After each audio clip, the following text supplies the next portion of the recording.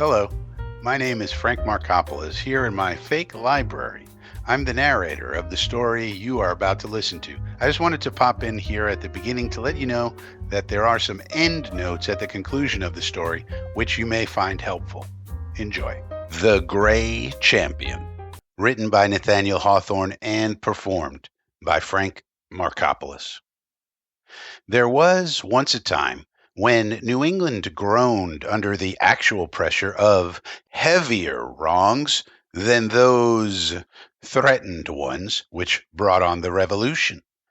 James II, the bigoted successor of Charles the Voluptuous, had annulled the charters of all the colonies and sent a harsh and unprincipled soldier to take away our liberties and endanger our religion. The administration of Sir Edmund Andros lacked scarcely a single characteristic of tyranny.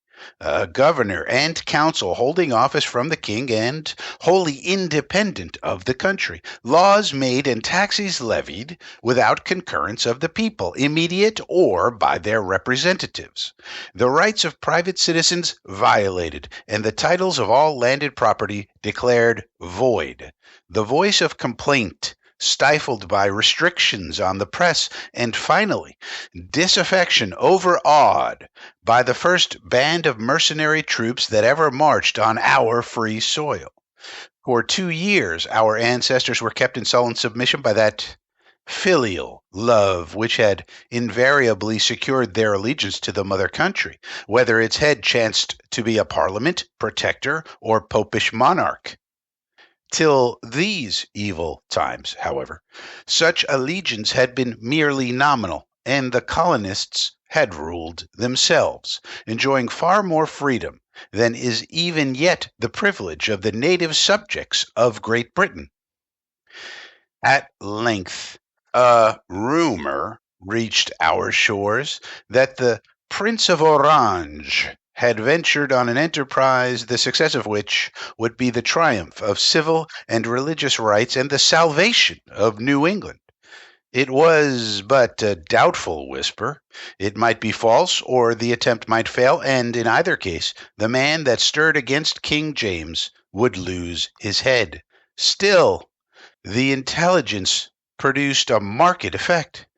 The people smiled mysteriously in the streets and threw bold glances at their oppressors, while far and wide there was a subdued and silent agitation, as if the slightest signal would rouse the whole land from its sluggish despondency. Aware of their danger, the rulers resolved to avert it by an imposing display of strength, and perhaps to confirm their despotism by yet harsher measures. One afternoon in April 1689, Sir Edmund Andros and his favorite councillors, being warm with wine, assembled the redcoats of the governor's guard and made their appearance in the streets of Boston. The sun was near setting when the march commenced. The roll of the drum at that unquiet crisis seemed to go through the streets less as the martial music of the soldiers than as a muster call to the inhabitants themselves. A multitude by various avenues assembled in King Street, which was destined to be the scene, nearly a century afterward, of another encounter between the troops of Britain and a people struggling against her tyranny. Though more than 60 years had elapsed since the Pilgrims came, this crowd of their descendants still showed the strong and somber features of their character, perhaps more strikingly in such a stern emergency than on happier occasions. There was the sober garb, the general severity of mien, the gloomy but undismayed expression, the scriptural forms of speech, and the confidence in heaven's blessing on a righteous cause, which would have marked a band of the original Puritans when threatened by some peril of the wilderness. Indeed, it was not yet time for the old spirit to be extinct, since there were men in the street that day who had worshipped there beneath the trees before a house was reared to the God for whom they had become exiles. Old soldiers of the Parliament were here, too, smiling grimly at the thought that their aged arms might strike another blow against the House of Stuart. Here also were the veterans of King Philip's War, who had burned villages and slaughtered young and old with pious fierceness, while the godly souls throughout the land were helping them with prayer. Several ministers were scattered among the crowd, which, unlike all other mobs, regarded them with such reverence it was as if there were sanctity in their very garments. These holy men exerted their influence to quiet the people, but not to disperse them. Meantime, the purpose of the governor in disturbing the peace of the town at a period when the slightest commotion might throw the country into a ferment was almost the universal subject of inquiry, and variously explained. Satan will strike his master stroke presently, cried some, because he knoweth that his time is short. All our godly pastors are to be dragged to prison. We shall see them at a Smithfield fire in King Street.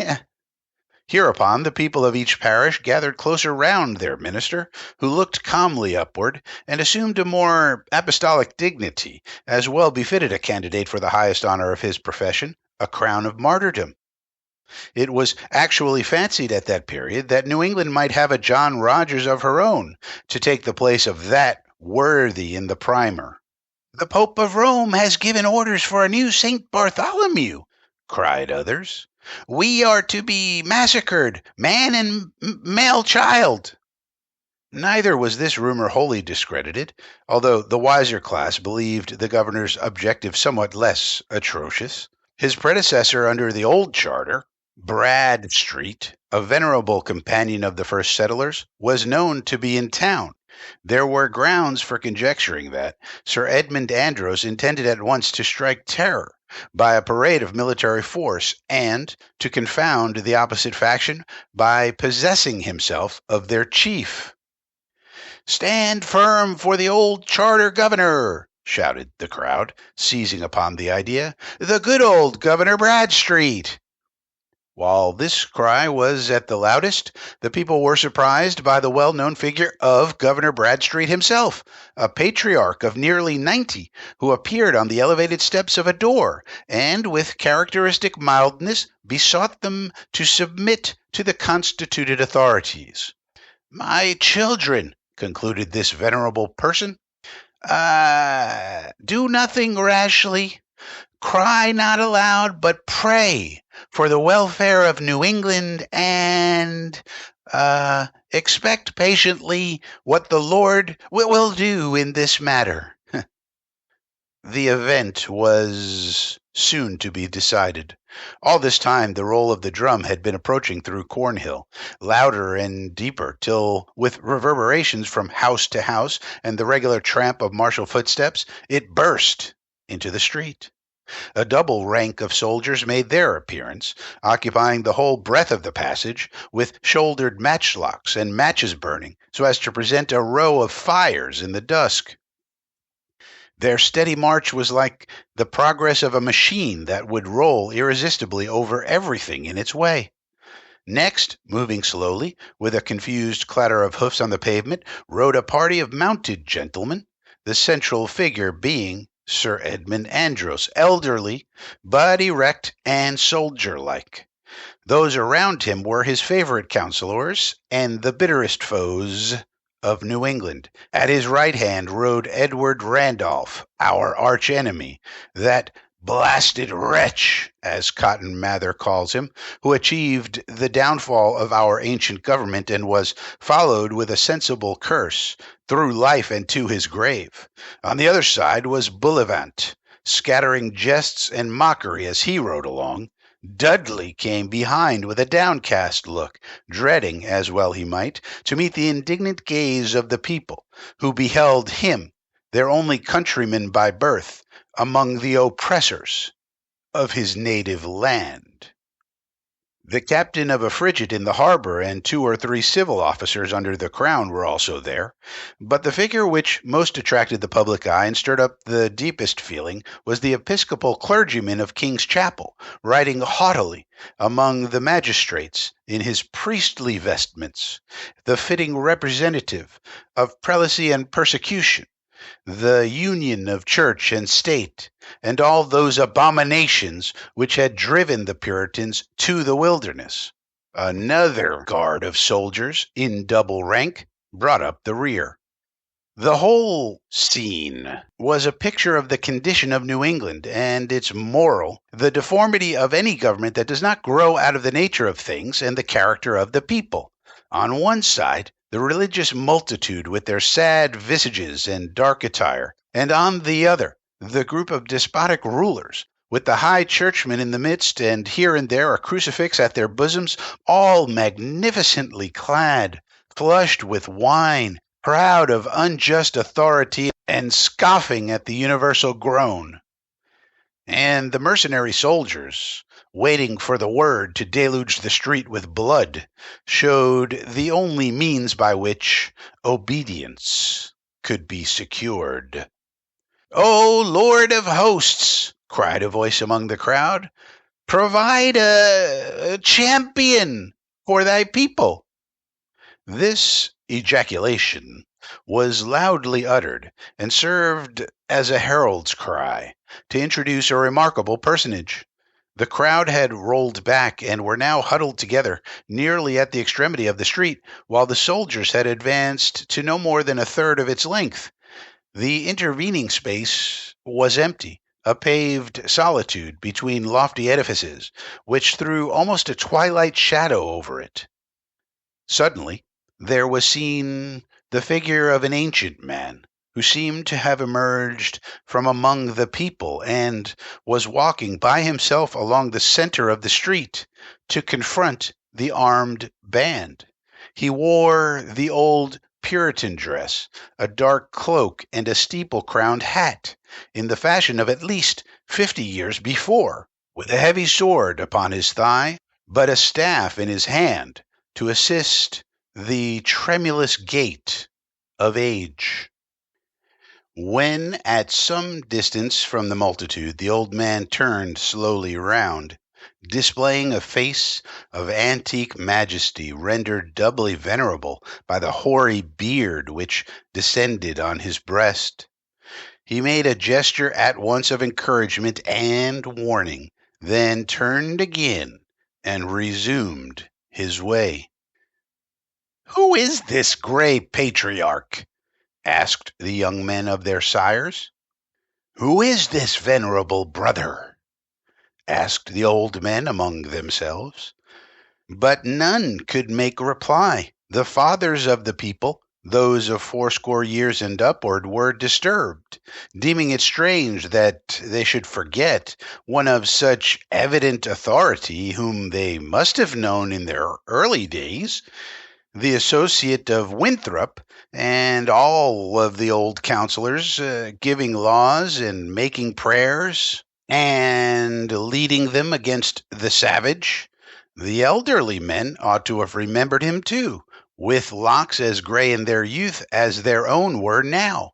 And the young, how could he have passed so utterly from their memories? That hoary sire, the relic of long-departed times, whose awful benediction had surely been bestowed on their uncovered heads in childhood. "Whence did he come? What is his purpose? Who can this old man be?" whispered the wondering crowd. Meanwhile, the venerable stranger, staff in hand, was pursuing his solitary walk along the center of the street. As he drew near the advancing soldiers, and as the roll of their drum came full upon his ear, the old man raised himself to a loftier mien, while the decrepitude of age seemed to fall from his shoulders, leaving him in gray but unbroken dignity. Now he marched onward with a warrior's step, keeping time to the military music. Thus The aged form advanced on one side, and the whole parade of soldiers and magistrates on the other, till, when scarcely 20 yards remained between, the old man grasped his staff by the middle and held it before him like a leader's truncheon. "Stand!" cried he. The eye, the face, and attitude of command, the solemn yet warlike peal of that voice, fit either to rule a host in the battlefield or to be raised to God in prayer, were irresistible. At the old man's word and outstretched arm, the roll of the drum was hushed at once, and the advancing line stood still. A tremulous enthusiasm seized upon the multitude. That stately form, combining the leader and the saint, so gray, so dimly seen, in such ancient garb, could only belong to some old champion of the righteous cause, whom the oppressor's drum had summoned from his grave. They raised a shout of awe and exultation, and looked for the deliverance of New England.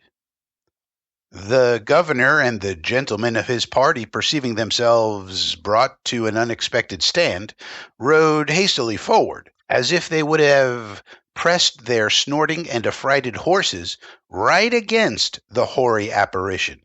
He, however, blenched not a step, but, glancing his severe eye round the group which half encompassed him, at last bent it sternly on Sir Edmund Andros. One would have thought that the dark old man was chief ruler there, and that the governor and council, with soldiers at their back, representing the whole power and authority of the crown, had no alternative but obedience. "What does this old fellow here?" cried Edward Randolph fiercely. "On, Sir Edmund! Bid the soldiers forward, and give the dotard the same choice that you give all his countrymen, to stand aside or be trampled on." "Nay, nay, let us show respect to the good grandsire," said Bullivant, laughing. "See you not he is some old round-headed dignitary who hath lain asleep these 30 years, and knows nothing of the change of times?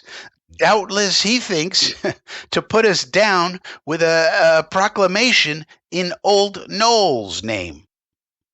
"Are you mad, old man?" demanded Sir Edmund Andros in loud and harsh tones. "How dare you stay the march of King James's governor?"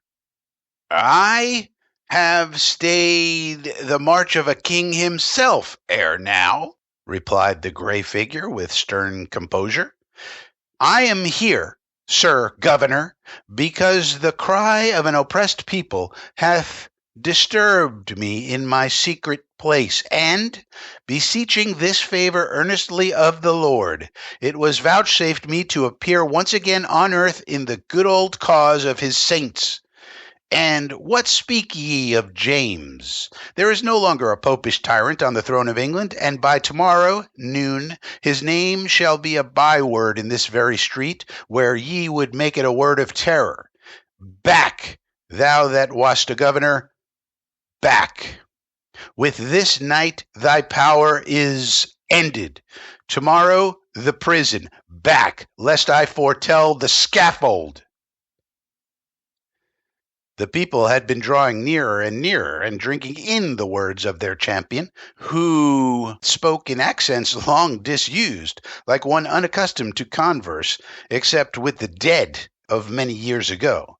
But his voice stirred their souls. They confronted the soldiers, not wholly without arms, and ready to convert the very stones of the street into deadly weapons. Sir Edmund Andros looked at the old man. Then he cast his hard and cruel eye over the multitude, and beheld them burning with that lurid wrath so difficult to kindle or to quench, and again he fixed his gaze on the aged form, which stood obscurely in an open space where neither friend nor foe had thrust himself. What were his thoughts he uttered no word which might discover. But whether the oppressor were overawed by the gray champion's look or perceived his peril in the threatening attitude of the people, it is certain that he gave back and ordered his soldiers to commence a slow and guarded retreat. Before another sunset, the governor and all that rode so proudly with him were prisoners, and long ere it was known that James had abdicated, King William was proclaimed throughout New England.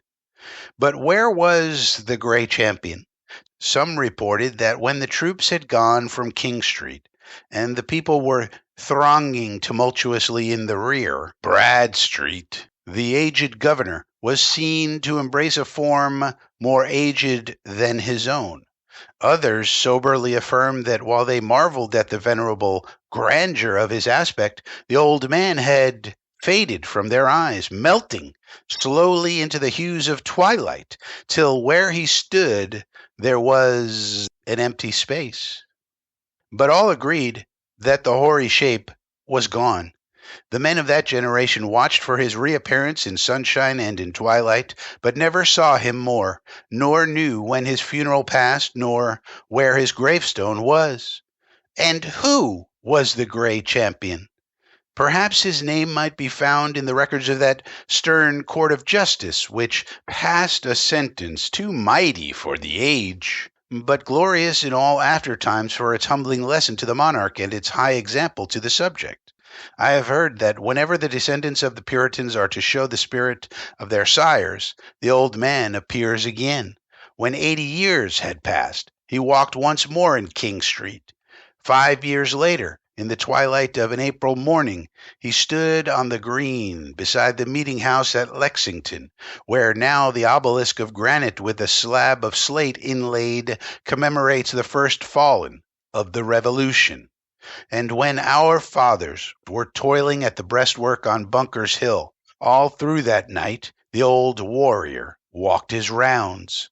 Long, long may it be ere he comes again. His hour is one of darkness and adversity and peril. But should domestic tyranny oppress us, or the invader's step pollute our soil, still may the gray champion come. For he is the type of New England's hereditary spirit, and his shadowy march on the eve of danger must ever be the pledge that New England's sons will vindicate their ancestry. The end. What were some of the end notes for the story The Gray Champion by Nathaniel Hawthorne? This story blends real American and British history with fictional storytelling, something some people in our time call faction. It's set in Boston in 1689 during the collapse of the Dominion of New England under the Stuart-appointed Governor Edmund Andros. And The Great Champion depicts a moment of colonial rebellion inspired by the Glorious Revolution in England, which deposed James II. There are a number of characters who appear in this story who are from history, and so we might want to know who those people are. All the information provided herein came from Grok AI on April 11th, 2025. King James II was King of England, Scotland, and Ireland from 1685 to 1688. Born in 1633, he was the second son of Charles I. As a Catholic ruling a predominantly Protestant England, his reign was marked by religious tension. Charles the Voluptuous is mentioned in the story. No specific such person in history. However, it is most likely King Charles II of England, 1660 to 1685, who was known as the Merry Monarch. Sir Edmund Andros is a main character in the story, 1637 through 1714, English colonial administrator who served as the governor of several British colonies in North America. Born in London to a royalist family with ties to Charles I, he grew up during the English Civil War with connections to the Stuart monarchy. His career was marked by military service and colonial governance, though his authoritarian style often made him deeply unpopular. The House of Stuart is mentioned in the story. The House of Stuart was a royal dynasty that ruled Scotland from 1371 to 1714 and England, Scotland, and Ireland from 1603 to 1714, originating with Walter Stewart, whose family rose through Scottish nobility. King Philip's War is mentioned. That was a brutal conflict in colonial New England between English settlers and Native American tribes, sparked by tension over land encroachment, cultural clashes, and broken alliances. It began after the execution of 3 Native American men by the colonists. A Smithfield fire is mentioned in the story. During the reign of Mary I, Smithfield in London was a notorious site for burning Protestant heretics at the stake, known as the Smithfield Fires. John Rogers is mentioned. He was a 5th monarchist preacher executed under Charles II for sedition. St. Bartholomew, one of the 12 apostles of Jesus Christ mentioned in the New Testament. Little is known about his life beyond his apostolic role. Tradition holds he preached in regions like India or Armenia after Jesus' death and was martyred, possibly flayed alive or beheaded, though accounts vary. Edward Randolph, an English official sent to the American colonies by the Stuart monarchy, primarily under Charles II and James II.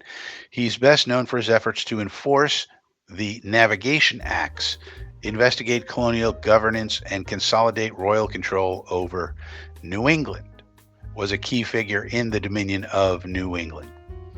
Cotton Mather is mentioned. He was a Puritan minister, scholar, and prolific writer in colonial Massachusetts, son of Increase Mather, a leading Puritan figure. He served as pastor of Boston's Second Church and became one of the most influential intellectuals of his time.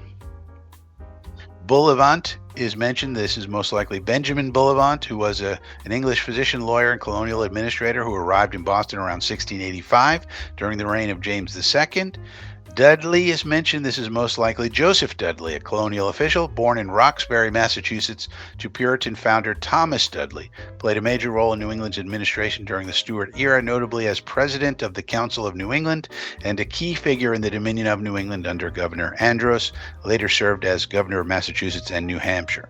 Winthrop is mentioned. This is most likely John Winthrop, an English Puritan lawyer and leading figure in founding the Massachusetts Bay Colony as its governor for 12 terms. He guided the colony's early development, advocating for a city upon a hill, a model Christian community. Old Noll is mentioned in the story. This is the nickname for Oliver Cromwell, a Puritan military leader who led the parliamentarian forces in the English Civil War, 1642 to 1651, against Stuart King Charles I, resulting in Charles's execution and the establishment of the Commonwealth. So those are some end notes, some potential study questions about this story. One, character analysis. Who is the great champion anyway? And what symbolic role does this figure play in the story? How does Hawthorne use this character to reflect Puritan values or colonial identity? Historical context, some of which we've just discussed in the endnotes. How does the story connect to the historical events of the Puritan Rebellion against Governor Andros in 1689? What details in the narrative highlight this context? Theme exploration. What is the central theme of resistance in The Great Champion? How does Hawthorne portray the tension between oppression and the spirit of liberty? Symbolism. Analyze the significance of the Great Champion's appearance and disappearance. How does this contribute to the story's supernatural or legendary tone? What other elements of symbolism can we find throughout the story, perhaps? Narrative style. How does Hawthorne's use of a mysterious and allegorical tone shape the reader's understanding of the story? Provide examples of specific language or imagery that enhance this effect. Again, my name is Frank Marcopolos. I'm here in my fake library, and I hope that these end notes have been helpful to you.